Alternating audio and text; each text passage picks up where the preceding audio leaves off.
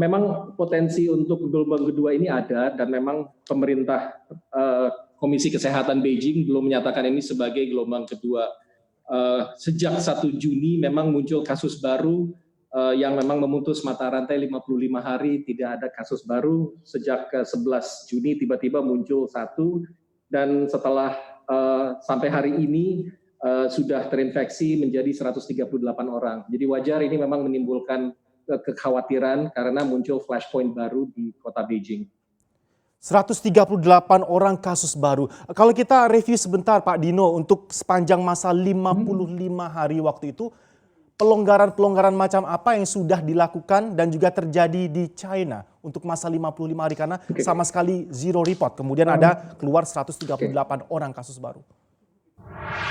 Pertama-tama memang Beijing ini sebagai ibu kota Tiongkok itu sangat menjadi tempat strategis untuk selalu dijaga kesehatannya dan diamankan oleh pemerintah pusat. Sejak kasus COVID-19 ini muncul sampai saat ini, local infections yang terjadi di Beijing itu berjumlah sekitar 557. Itu sangat jauh memang kontras jika dibandingkan dengan keseluruhan total kasus di Tiongkok sebesar 84.000.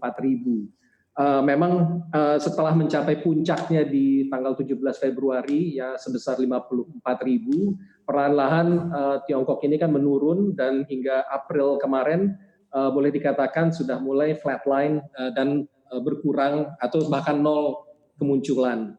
Nah, dalam aktivitas-aktivitas tersebut memang dilihat dari masing-masing wilayah, termasuk juga Wuhan, itu satu persatu sudah mulai diturunkan tingkat tanggap darurat kesehatannya. Wuhan sendiri sudah dibuat menjadi biasa, terus kemudian beberapa minggu yang lalu juga terakhir Beijing diturunkan tingkat waspadanya dari 2 ke 3. Nah, di sini aktivitas memang sudah berjalan dengan aktivitas penuh. Dengan aktivitas penuh ini tetap menjalankan kesehatan, menghindari kerumunan dan lain-lain, tapi aktivitas pekerjaan dan kegiatan ekonomi itu berjalan dengan baik.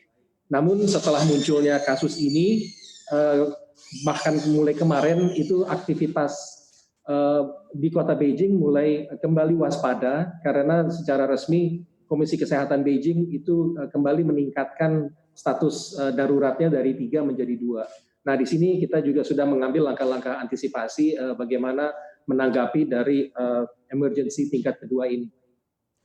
Baik, Pak Dino, informasi terbaru dari otoritas di China, mungkin per hari ini juga Pak, ada informasi terbaru terupdate apa mengenai penyebab kasus yang dilaporkan muncul tadi Pak? Apakah sudah ada pemetaannya, penyebabnya apa saja, dan source of problemnya di mana? Jadi memang saat ini masih banyak dilingkupi ketidakpastian. Saya mesti garis bawah ini ketidakpastian karena masih sangat didalami sama otoritas Cina yang kita terus monitor, dan juga beberapa pandangan-pandangan dari peneliti asing.